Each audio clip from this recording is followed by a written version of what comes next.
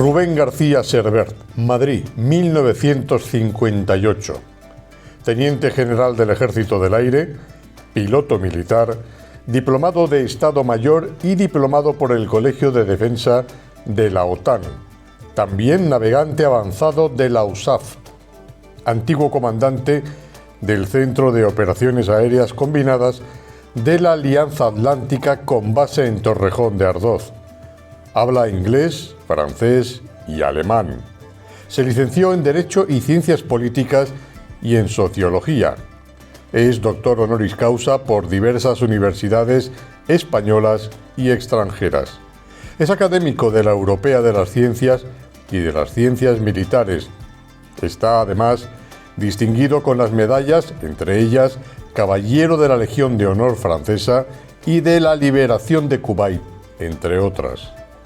Es profesor del CSD, forma parte del Instituto de Análisis de Políticas de Seguridad, miembro del Cuerpo de la Nobleza del Principado de Asturias. Tiene, además, una larga carrera como conferenciante, articulista y comentarista en cuestiones que afectan a la defensa.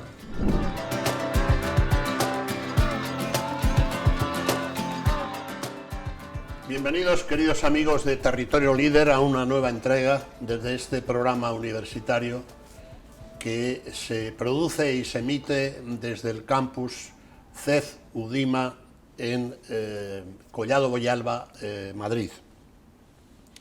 Bienvenidos también al 21 entrega de este Territorio Líder, al iniciarse justamente el año 2023. El mundo, como ustedes saben, del que no podemos ser ajeno en el mundo universitario y en general en un mundo convulso, sigue en guerra, precisamente en Europa, donde nunca creíamos que a estas alturas de la civilización podría ocurrir lo que realmente ocurre. Por eso vamos a tener hoy como invitado a un teniente general del Ejército del Aire español, que tiene un currículum apabullante y que ha servido en distintas responsabilidades, no solamente en el Ejército español, sino también en nuestros aliados de la NATO, o la Alianza Atlántica, como teniente general responsable del flanco sur aéreo de la Alianza. Por eso es un gran placer tener y saludar al teniente general Rubén García Servet. Bienvenido, general. Muchas gracias, Graciano. Un honor para mí estar hoy aquí, compartiendo en la distancia con los que nos están siguiendo esta charla.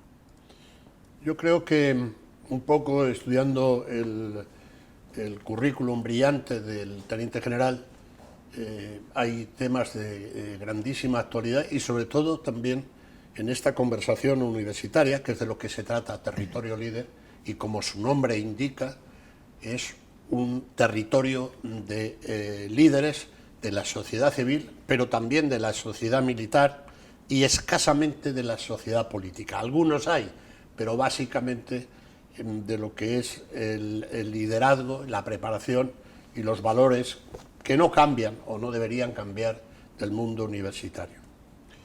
General, ¿qué es la milicia hoy?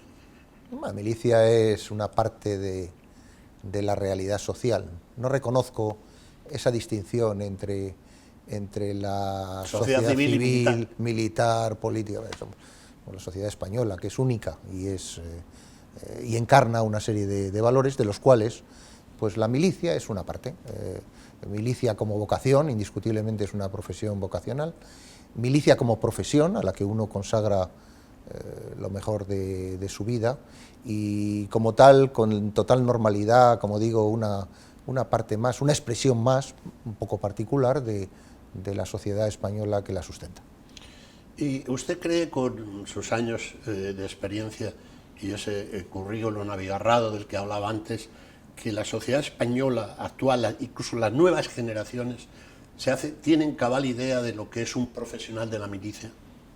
Bueno, yo creo que sí, porque al final el profesional de la milicia pasea por el mundo, hoy en día por todo el mundo, lo que son los valores centro de la sociedad española que sustenta a sus Fuerzas Armadas.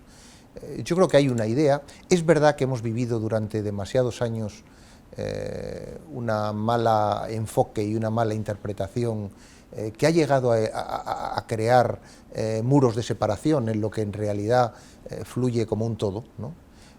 Pero bueno, nunca es tarde para volver a retomar la naturalidad con la que el profesional militar se incardina en su sociedad y participa y representa y lleva por el mundo los valores que esa sociedad encarna. El viejo adagio, no sé si es romano, por lo menos está en latín: si vis pacem para bellum, si quieres la paz, prepárate para la guerra, ¿es actual? Bueno, no cabe duda, basta mirar la televisión, lo que estamos viendo. La desgracia es que efectivamente la tendencia natural de las comunidades humanas es al conflicto. Trabajamos intensamente por crear reglas, Naciones Unidas, Helsinki, por crear reglas que eviten y alejen el espantoso horizonte de la guerra y del conflicto. Pero bueno, el conflicto retoma su territorio, ¿no? Y indiscutiblemente hay que tener eso en mente y estar preparados para que eso pueda surgir en nuestro horizonte. Y no es solo el conflicto. La sociedad española tiene que ser consciente de todo lo que tenemos, ¿no? De los derechos y libertades de los que disfrutamos y que no están asegurados, El estarse preparados para su defensa es como el que paga una póliza de seguros para que nunca ocurra el incidente. Y desgraciadamente la realidad nos muestra, lo estamos viendo hoy en Europa, que estamos nuevamente en una atroz, terrible, injustificable guerra, pero los que vestimos el uniforme, y lo hemos vestido en estos últimos años, hemos estado presentes en distintas partes del mundo, donde la crueldad del conflicto y de la guerra está presente y forma parte de la vida diaria de demasiada gente. Este es un programa básicamente dirigido a todo el mundo, por supuesto, sin fronteras, pero básicamente a universitarios, no solo a los de UDIMA, sino también a otro tipo de campus, aquí o acullá, más allá. ¿Usted tiene, qué piensa, general, de si las nuevas generaciones, precisamente por no haber conocido en España en concreto el conflicto bélico, una cosa de hace 80 años, terrible que fue, tienen cabal idea de que las cosas no se dan por añadidura, de que las libertades hay que asegurarlas, hay que merecerlas, en definitiva? Bueno, yo creo que las nuevas generaciones necesitan el testimonio de quienes llevamos canas, ¿no? En nuestro caso, además, complementado, como digo, por la experiencia personal de haber visto el conflicto por todas partes del mundo. Entonces, mi testimonio es relativamente simple en este sentido. Primero, la toma de conciencia de que eso que tenemos, como digo, nuestras libertades, nuestra forma de vida, nuestros valores, son algo que merece la pena, y son algo frágil. No es una simple vista lo que ha sido, por ejemplo, la historia de la ex Yugoslavia, Bosnia, Kosovo. Nosotros hemos estado allí presentes y hemos visto con qué facilidad de un día a otro una forma de vida confortable, brillante, segura, se transforma en una catástrofe. Entonces, primero, valorar lo que tenemos. Segundo, la libertad se defiende. O sea, siempre hay enemigos de la libertad. La libertad como concepto, los derechos individuales como concepto, pues hay que defenderlos, ¿eh? Y esa defensa exige tener las herramientas, la voluntad en la calle de defenderse. Sé que tenemos entre nosotros hoy alumnos de partes del mundo en donde esto que estoy diciendo tiene pleno sentido, porque las libertades en determinadas partes del mundo ahora mismo están en la práctica siendo amenazadas, y hay que defenderlas con toda nuestra fuerza, y además en un mundo globalizado, otro mensaje, en común con los países con los que compartimos esos derechos y libertades. Por cierto, que no somos mayoría, y que desde luego per se, si nos desentendemos, lo natural es acabar en la esclavitud. Me gustaría si pudiera relatarnos brevemente, por circunstancias y por las características de este programa, en los sitios donde usted ha visto la guerra muy cerca. Sí, bueno, nosotros desde finales de los años 80, nuestras Fuerzas Armadas han estado presentes en sitios de conflicto. Es un mantra decir que ahora con la historia de Ucrania, la guerra de Ucrania, es la primera vez. No, pues nosotros llevamos siendo testigos de guerras enormemente cruentes por distintas partes del mundo, incluido Europa. O Balcanes. Balcanes, enormemente cruento.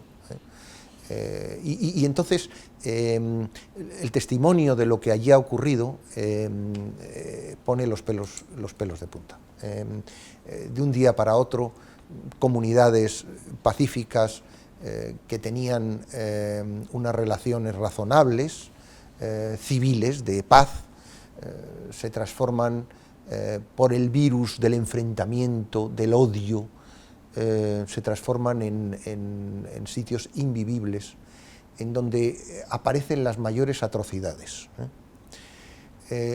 Por tanto, mi primer mensaje, no hay que escuchar a los apóstoles del odio y del enfrentamiento. Mi vecino, mi conciudadano, es mi partner, es la persona con la que yo tengo que desarrollar con él y con su familia un futuro de paz y prosperidad. Aquel que me transforme la imagen de mi vecino en un enemigo, hay que apartarlo, porque es enormemente peligroso esa dialéctica de enfrentamiento y confrontación. Convenientemente germinado con las ideologías adecuadas, y en España hace ya el siglo pasado hemos vivido enfrentamientos incomprensibles con una óptica de hoy en día, pero no hay que descartarlo. Tenemos que trabajar por la concordia y por el proyecto colectivo. Bueno, el general es de León y ejerce como tal, y le iba a preguntar ahora al hilo de tal, si no quiero comprometerle porque es un oficial superior, pero en relación con la guerra de los Balcanes y cómo se produce, que es la destrucción de un Estado y la creación de otros, no con mucho éxito por lo que se ve, si los españoles en concreto deberíamos aprender algo de eso. Absolutamente. E incluso la destrucción del Estado y la aparición es el fenómeno visible de algo mucho más grave, que es el enfrentamiento civil, el odio entre comunidades basado en características que cuando uno está en el terreno se da cuenta que son artificiales y ridículas. Es relativamente fácil movilizar las emociones de la gente creando barreras intelectuales con el vecino de al lado. O sea, la apuesta... ¿Con los vecinos o con los compatriotas? O con los compatriotas, claro. Pero es que es con los vecinos. O sea, en el momento en que empecemos a ver a nuestro vecino como un enemigo, tenemos sembrada la semilla del mal y la destrucción. Y sea por razones étnicas, religiosas, políticas, económicas, una sociedad en su conjunto es un cuerpo que tiene que crecer en armonía. Entonces, el peligro, que es mi testimonio y que debemos todos, yo creo, aprender de él, es que debemos trabajar en el día a día por la concordia y por el proyecto colectivo, y alejar de nosotros a quienes intentan por todos los medios promover la confrontación y el odio. General García Servet, ¿por qué se hizo usted militar? Pues yo no tengo tradición familiar, ni... bueno, en un momento dado pensé, un poco casualidad, vamos a ser sinceros, casualidad, veía las películas, lo vi como una cosa que me resultaba atractiva. Del aire, además. Además del aire, atractiva. Pero entonces no había aeropuerto en su pueblo. Nada en absoluto, ni... No, pero yo me gustaba, recuerdo, me gustaban mucho las películas de barcos. Tampoco en León tienen ustedes mucho navegable. Una casualidad, la verdad. Y luego, eso sí, en el último año, cuando terminaba mis estudios de bachiller, estuve en una academia preparatoria donde convivía y con gente que quería ser militar, y ahí pues le encontré la gracia al tema aeronáutico como algo novedoso. Cuando yo conocí de verdad las Fuerzas Armadas fue cuando ya estaba dentro de la academia. ¿Y volvería a serlo? Sí, sí, es una profesión digna, honesta, y yo ahí he encontrado muchas cosas que me han llenado mi espíritu. Sí. Le voy a hacer una pregunta ahora que es lo que se pregunta el mundo, no ya ni siquiera la sociedad occidental, sino el mundo. ¿Cómo va a acabar la guerra entre Rusia y Ucrania? Bueno, aquí la pregunta es otra. Pues cuéntanos. La pregunta es otra. O sea, está claro que la guerra tiene que acabar. ¿Pero cómo? La guerra tiene que acabar. Es una guerra complicada. ¿Sin vencedores ni vencidos? Tiene que acabar. Bien. En nuestro espíritu, quien ilegalmente ha iniciado esa guerra, claramente, ¿no?, contra la Carta de Naciones Unidas, contra el Acta Final de Helsinki, tenemos claro todos que no debería ganar esta guerra. El problema es que tiene suficientes matices la guerra. Entre ellos no es despreciable la presencia en el terreno de armas nucleares, que aconsejan que la guerra acabe cuanto antes. Y desde que usted ingresa en la academia, ahora que es teniente general en la reserva, no en el retiro, en la reserva, ¿qué ha cambiado en el arte de la guerra? La guerra es,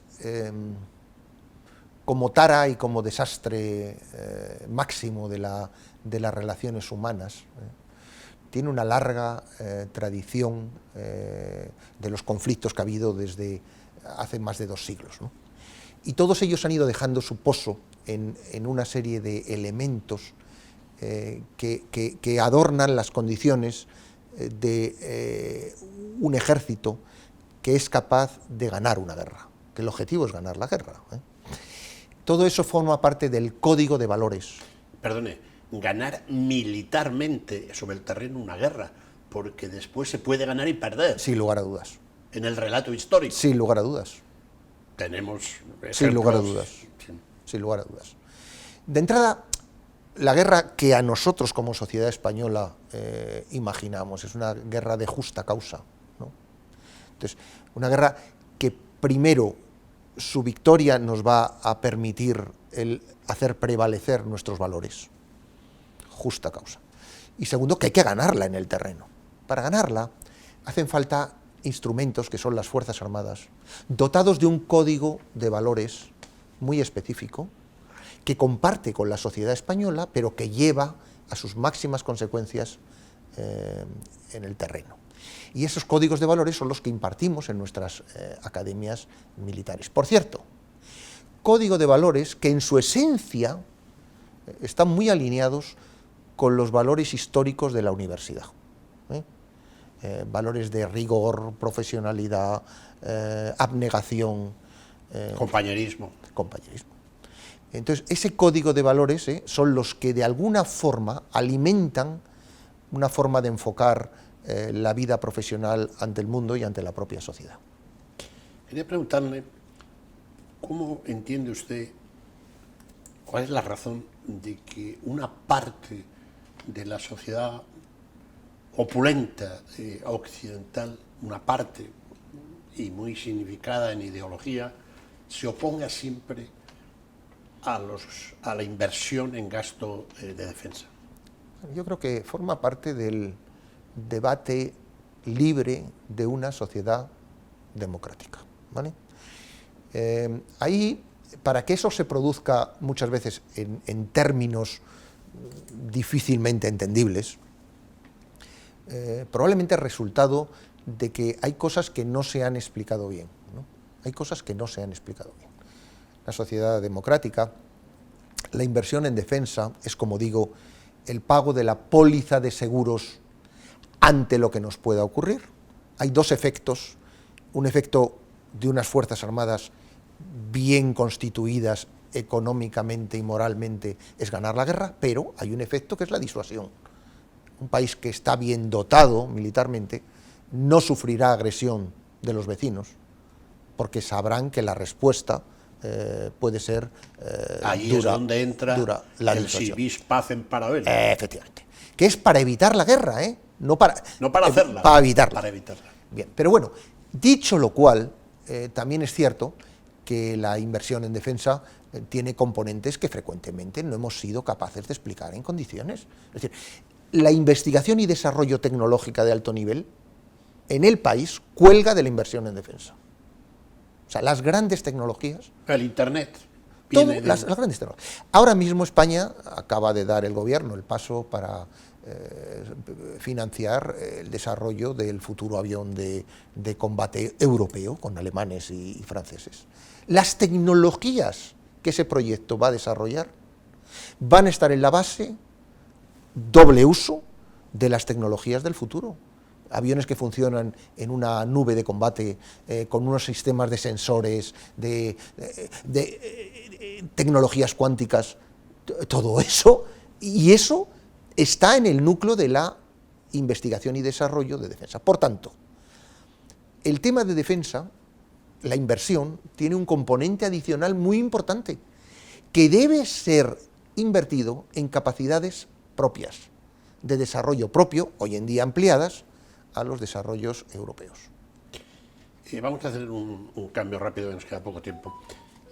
Después de la Segunda Guerra Mundial, el mundo se hizo bipolar, con dos grandes bloques: el bloque del mundo libre, liderado por Estados Unidos, la NATO, y el mundo soviético, hasta que sucede lo que 60 años después sucedió, que fue su desintegración. Y hoy entra en el tablero otra gran potencia, que es China. Me gustaría sus comentarios al respecto. ¿Qué modifica la entrada de China con su enorme potencial económico y militar?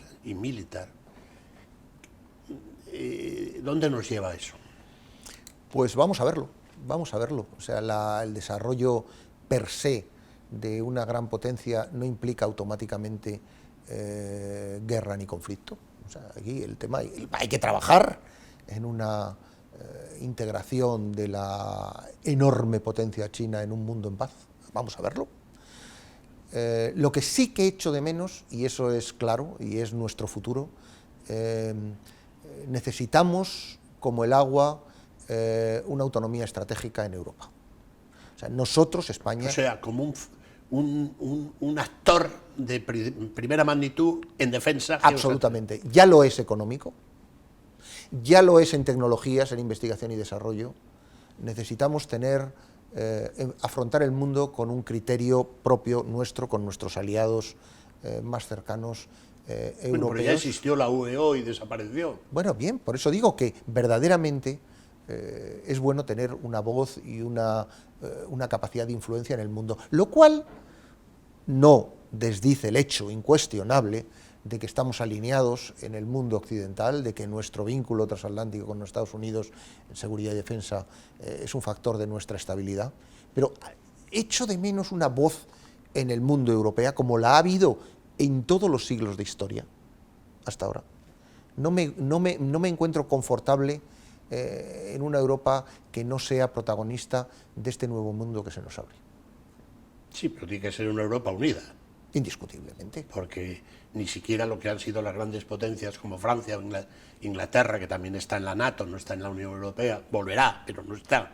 ya no digamos nada Alemania, que ha empezado ahora el rearme, pero que quedó tal, ¿no? Tenemos trabajo por delante. Sí. Tenemos trabajo por delante, porque yo me siento, y ahí, por ejemplo, hay proyectos en el marco de la Unión Europea, como son los Erasmus, nuestros intercambios de alumnos, tenemos una comunalidad espiritual. El mundo visto desde Europa tiene perfiles propios, y yo creo que eso es un proyecto que es nuestro gran proyecto del siglo XXI. Bueno, quería preguntarle finalmente al teniente general que, como él decía antes, hay valores dentro de lo que es la milicia. Calderón decía que era una religión de hombres honrados, comunes a la vida universitaria. Me gustaría pedirle, general, si les pudiera decir algún consejo, no en plan abuelete, sino algún consejo respecto a esos valores a mantener y que no pasan a través del tiempo, sino que son algo que permanece y que es casi una condición sine qua non de la condición humana. Rigor. Hay que ser serios, profundos en todo lo que hacemos. La superficialidad, el relativismo de valores, no conduce más que a la mediocridad.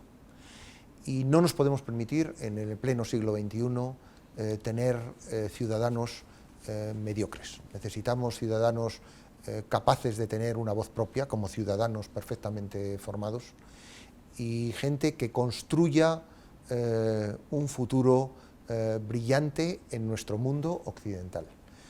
Ya las amenazas, los riesgos que tenemos, uno de los más importantes, como yo lo veo, es, y lo he comentado antes, quedar como segundones, como gente que no tiene nada que decir en un mundo globalizado. Necesitamos auténticos líderes, gente bien formada, y eso, no se equivoquen, son ustedes. Pues queda dicho.